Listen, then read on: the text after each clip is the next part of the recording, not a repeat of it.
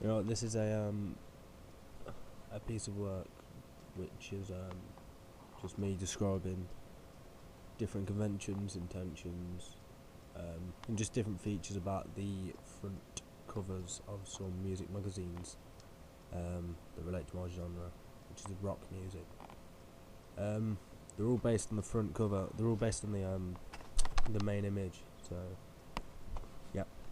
The first one is Jimi Hendrix on the front of the Enemy magazine, and it's him on a completely white background, which helps it stand out. It's got lot of handwriting all around him that could be used to frame him, or I don't know. Suppose like in a letter, if someone had died, you'd write there'd be lots of notes from lots of people if you were as famous as him. That could symbolise that too, as there's like a kiss at the side as well, maybe. He's been completely desaturated, like, and his clothes haven't, so, and I think that's to show that even though he's gone, his style still lives on, a metaphor for that. People are still doing his songs, like working in the style of him. Yeah, and his complete acknowledgement of the camera. He doesn't look very happy. Don't know. Could show that he was almost fed up of being in the spotlight. Well, it shows that he was in the spotlight because it's the cover's focused on him and nothing else, as the background's blank. But yeah, the next one is Nirvana magazine. The colour scheme for that is black and yellow, and that, white as well. The black and yellow are the dominant colours, and they're Nirvana's colour scheme for their logo. So that works. And the band's been completely desaturated. The band, Kurt, Dave, and Chris, because they're not a band anymore. So yeah, that could show that they're gone basically, and everything around them, like the word Nirvana, enemy, just all the text around them is still in colour. Really, shows that we still remember them because they had a big impact on the music industry, and mainly the rock industry. Well, rock genre of music. And they acknowledge the camera also, except for the guy on the right. This could show their acknowledgement again. This could show their their fame again, and they seem pretty comfortable with the cameras being on them. So yeah, they're used to it. They were used to it. So yeah, that this front cover shows that they're used to the fame and that.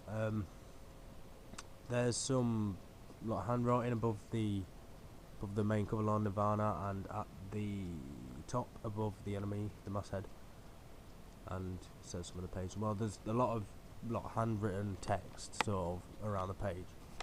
That could represent the music, because they had a lot of distorted guitars in their music, and their genre of music, which was grunge. So yeah, that could work to symbolise that. The three themselves are quite, unshared. They're not clean. It's not like a clean theme. It's quite messy and unorganised, and like some of the text at the bottom is slanted, and a text cropped text boxes that have been customly cropped. They're not completely square in that. So yeah. The next one is The Fly, and this sort of has the same effects in terms of untidy text and stuff, because it's decorative. Theirs is more sharp and more unorganised, and that obviously represents the music genre, and that runs alongside and the colour scheme. which is black and red. The two complement each other, I think. And their style, the band style, which is like quite messy, isn't it? Buttons and messy hair over their eyes and that. They don't take themselves very seriously. It looks like that links in well with the slanted text and the decorative text at the bottom, and at the top above the masthead. And this shot that was taken, only a couple of them are looking at the camera, which I think I've already said, just shows that they don't take themselves as seriously as other bands, and it's not really focusing. They don't really focus on the like being seen by paparazzi and being in the media too much. They care more about the music, I believe. Right, and the next one is Mojo magazine, and on the front of there is Oasis, and Oasis, the main cover line is coloured in gold, showing their achievements maybe. You know, as gold's the like dominant colour used, you know, when for awards and stuff, as they were quite a famous band, and yeah, well the two linked together. They were famous, and the gold text. The main image looks like it's been shot from a fisheye lens. Well, it has. So that'll be on the floor. Obviously, they're looking on the floor, and the camera's looking up at them. This sort of reminds me of, because the nature of the band is they're quite outspoken,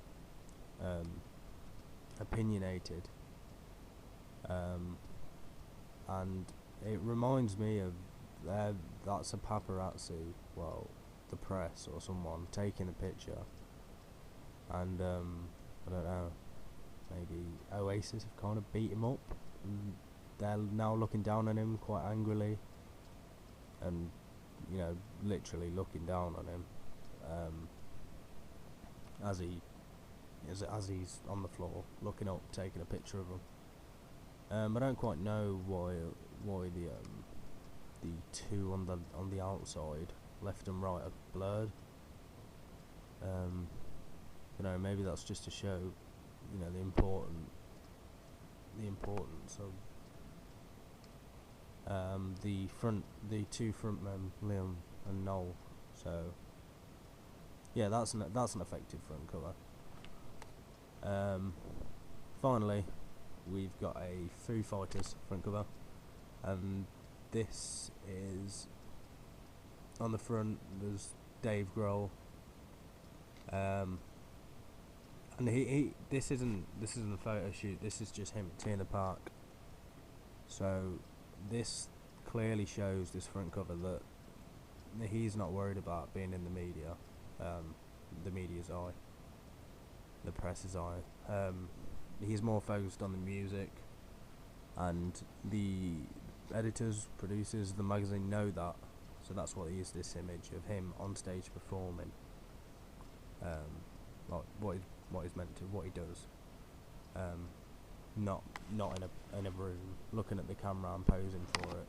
That's just him.